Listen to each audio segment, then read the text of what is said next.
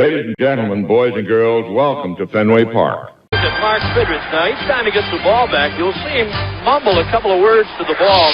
The first man ever to pitch 5 career no-hitters. Touch a ball, Joe. I don't believe what I just saw.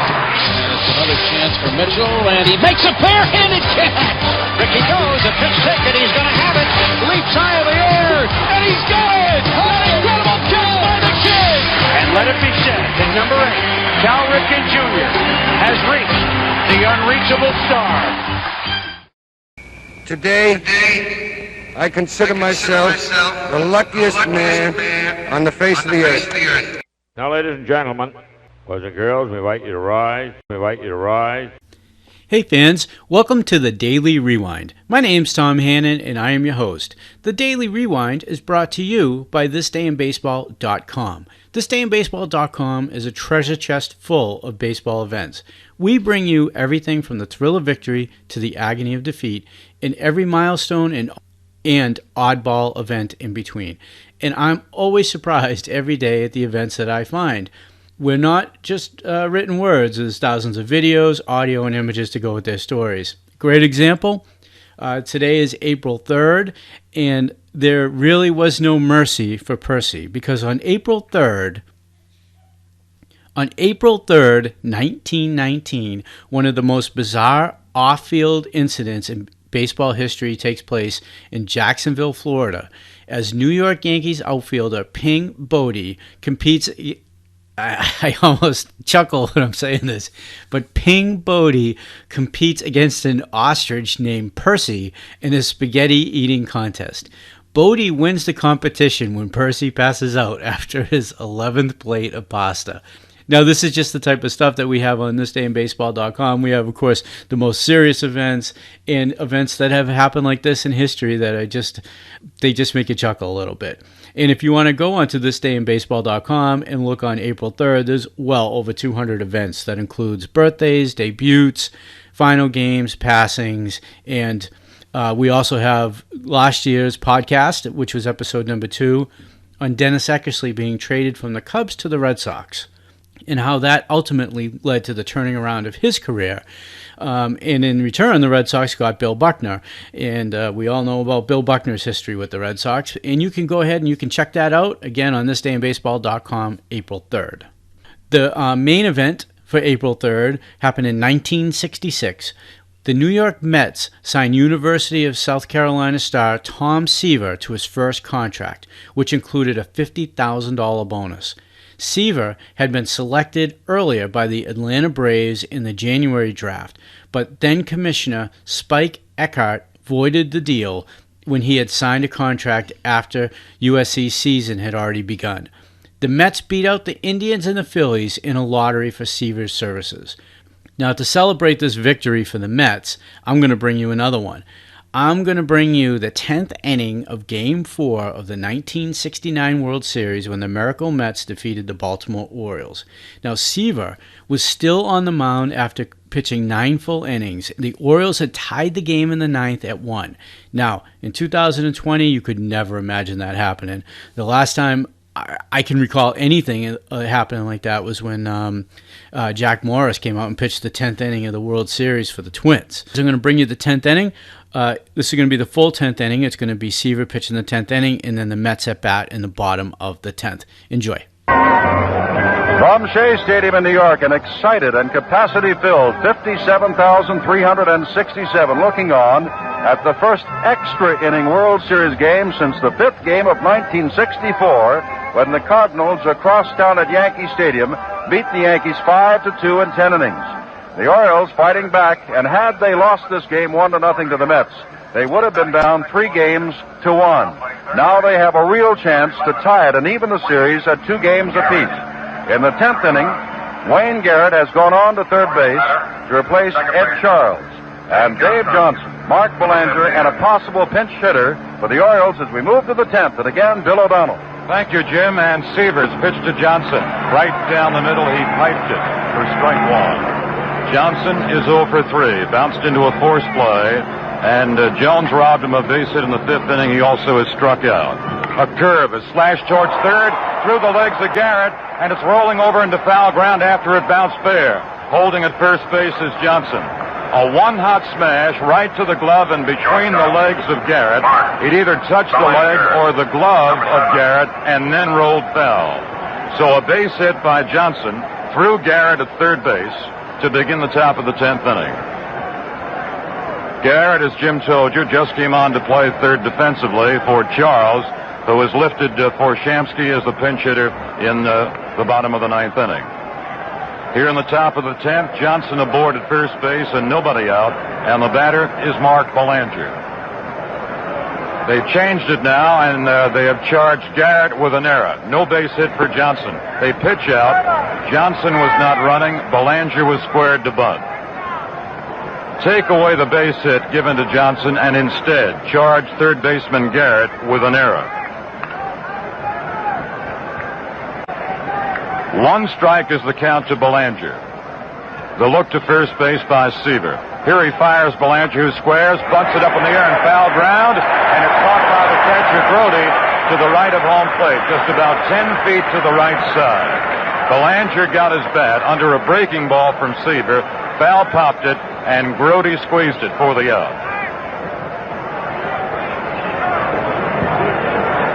Clay Dalrymple will make a pinch-hitting appearance now in the top of the 10th inning. Dalrymple, who was with the Phillies in 1968 and who was acquired during the winter for a minor league outfielder, Ron Stone. Dalrymple has made an appearance before in this series and has had an infield base hit. Weiss smothered the ground ball, but Dalrymple wound up with the base hit. One away, Belanger attempting to bunt and sacrifice, trying to move Johnson to second base, has just fouled out. Dick Hall is working in the Oriole bullpen. Dalrymple bats from the left side, and Seaver throws him low, ball one.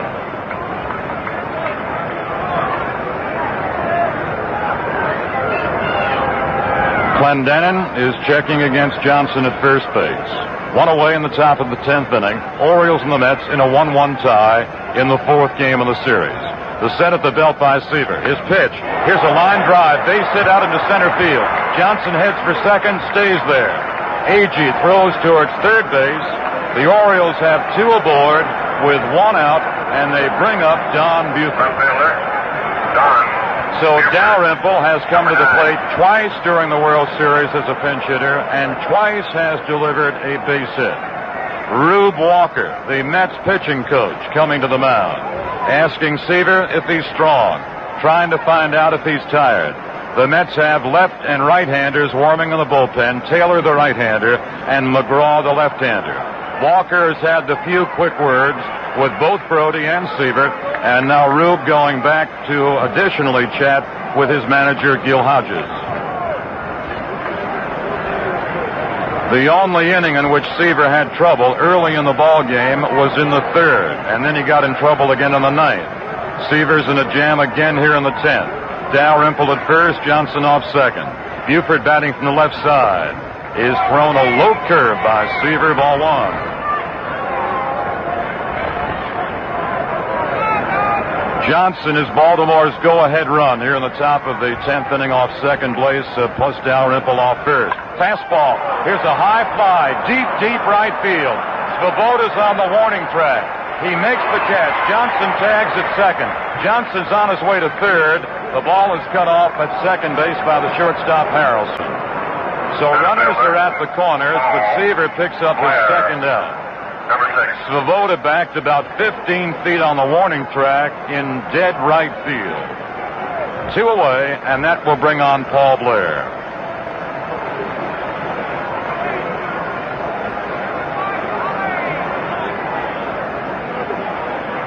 Blair has been a base runner twice against Seaver, with a single in the 1st inning, with a walk in the 6th inning. Blair has only 2 hits in this series. He's played tight at third, wide of the line by Garrett.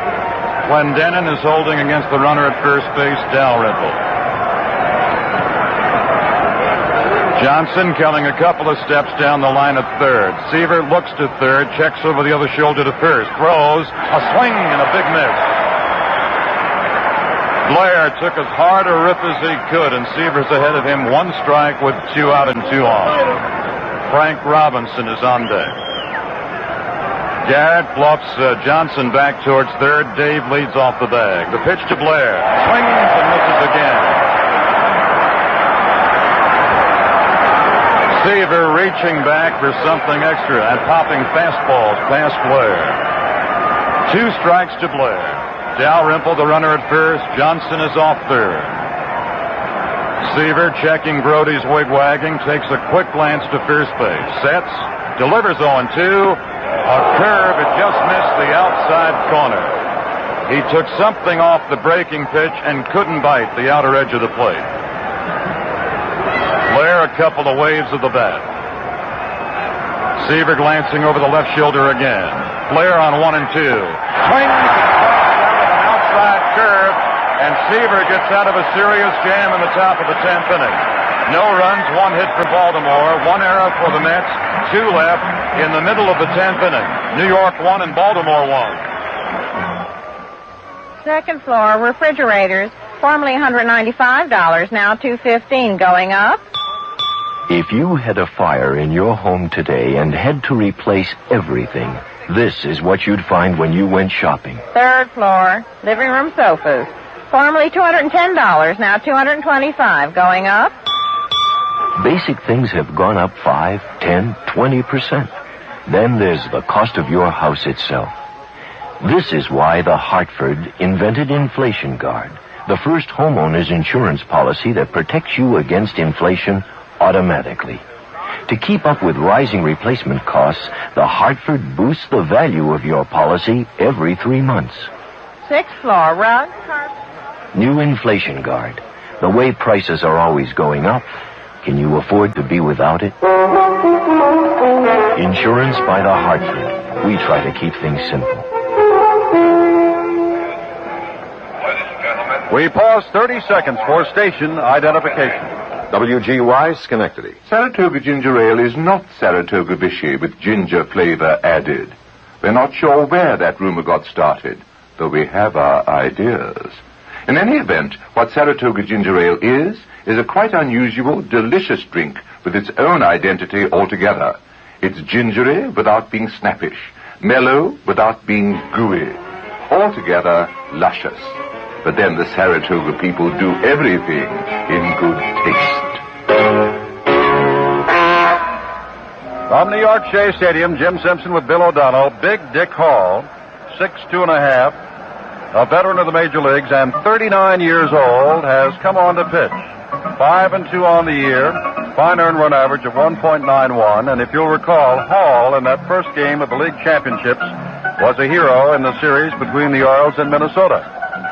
This game is all tied at 1-1, and we are in the last of the 10th inning with Brody, Weiss, and Seaver listed to bat against Hall. Eddie Watt came on, pitched 2 innings, did not give up a run. The Mets have only 1, as do the Orioles. Gave up 2 hits and struck out 2, and was in trouble in the 9th inning until they got the pinch hitter Art Shamsky to bounce to Johnson to get him out of it. So now we're in the last of the 10th, and here's Jerry Grody and Bill O'Donnell. Dick Hall, during the regular season for the Orioles, made a total of 39 relief appearances, had an earned run average of less than 2 runs a game. He has outstanding control, and his statistics prove it. Only 9 walks in 66 innings of work. Pitching to the Mets and to Grody in the 10th. A foul straight back by Grody for strike 1. Hall has a sneaky slider and a sneaky fastball. He is not overpoweringly quick with the fastball. He's just sneaky quick. 1 strike delivery. He changes up and goes outside high. 1 ball and 1 strike.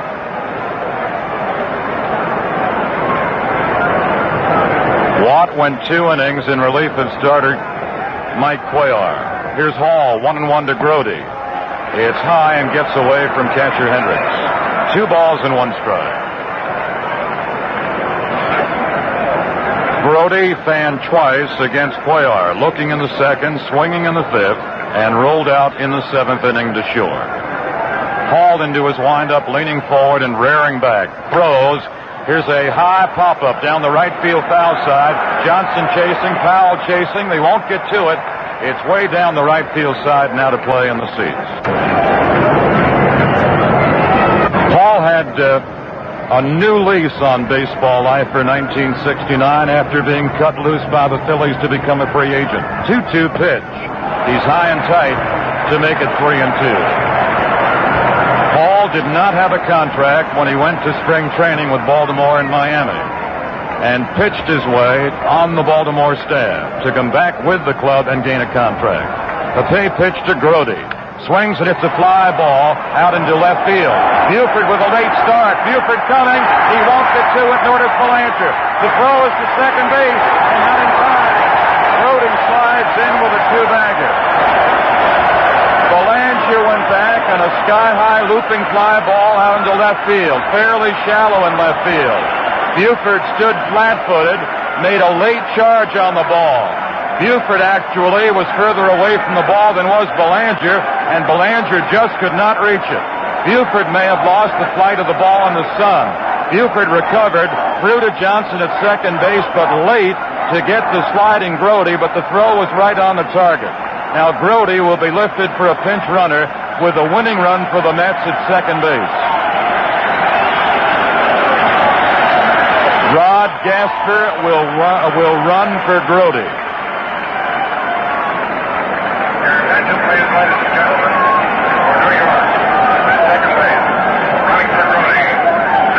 There's nobody out in the bottom of the 10th inning.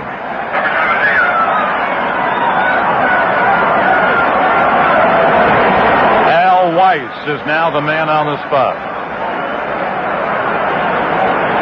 Weiss has 2 base hits today, has 4 hits in the series, and Seaver is on deck.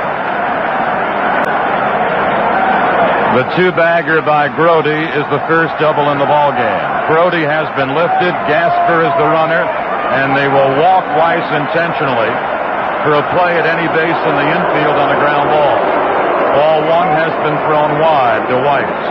Paul throwing the second one wide for ball 2. Harden, right-hander, Rickard, left-hander, still firing in the Oriole bullpen. Here's ball 3 wide, and a quick throw to second base by Hendricks as Gasper was 2 steps away from the bag and then got back. 3-0 on the 4th intentional pitch for ball 4. Weiss has drawn an intentional walk. That is also the first walk given up by Baltimore pitching today. They are going to pull Tom Seaver. J.C. Martin, who is a left-handed batter. Martin is being sent from the dugout. George Bamberger, the Oriole pitching coach, is also coming out of the Baltimore dugout.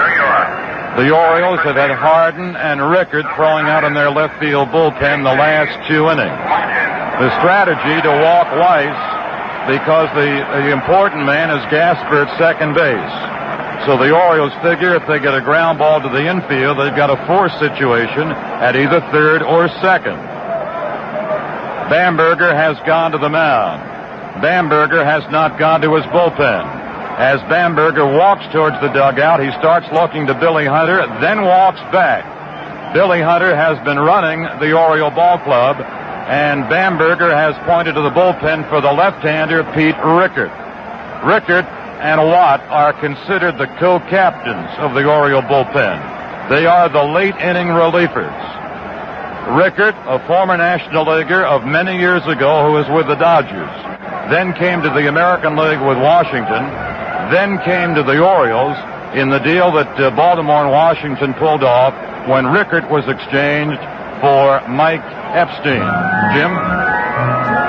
J.C. Martin, and I don't know now whether or not he will bat. We'll have to wait to see after Rickard gets in. Martin is a left-handed batter, but I'll recall for you that in Atlanta, with an extra base hit as a pinch hitter, and one of the moves by Gil Hodges, Martin, with an extra base hit, cleared the bases and helped break that first game of the league championships wide open. Now, remember the situation in this 1-1 ball game with New York out in front in games, 2-1. There is nobody out. Gasper is on at second base. Weiss, with the intentional walk, is on at first base. And it might be that J.C. Martin will be allowed to bat but to bunt, simply to move them over into scoring position, so that just a ball hit to the outfield or deep to the infield could score. J.C. Martin will bat. Men at first and second, none out. Last of the 10th, 1-1. The Mets trying to move out in front, 3-1. Martin could be up to bunt. Bill? Jim, the left-hand arm of Pete Rickard into the Oriole bullpen against the left-hand swinging pinch hitter J.C. Martin. Runners for the Mets at second and at first and nobody out. He squares, he bunts down the first base side. Rickard fields, throws, and it hits the runner. Here's the runner coming on from third base, Gasper, and the Mets win the ball game by a score of 2-1. Rickard took the bunt through to first base, but it hit J.C. Martin on the leg before it got to the bag.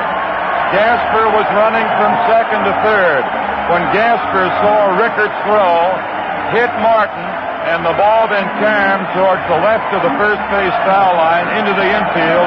Gasper kept right on coming, and Gasper has scored.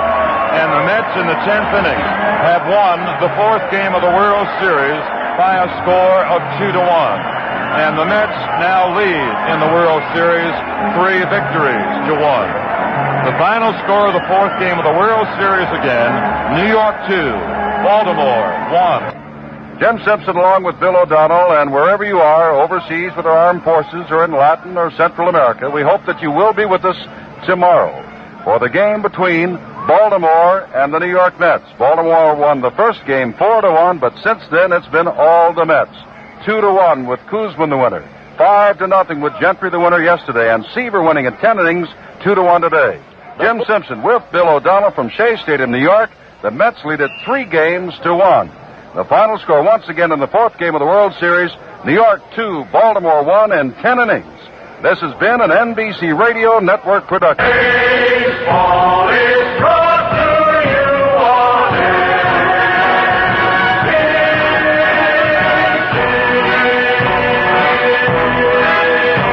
Now that was pretty awesome. For any Mets fan out there, you've got to like listening to the 1969, the 10th inning, Tom Seaver and in a walk-off victory. It's just amazing stuff there. And you can learn a lot more about Tom Seaver. You can check out his page on thisdayinbaseball.com, Tom Seaver. There's a full biography and all the different events throughout his career. There's a link in the show notes.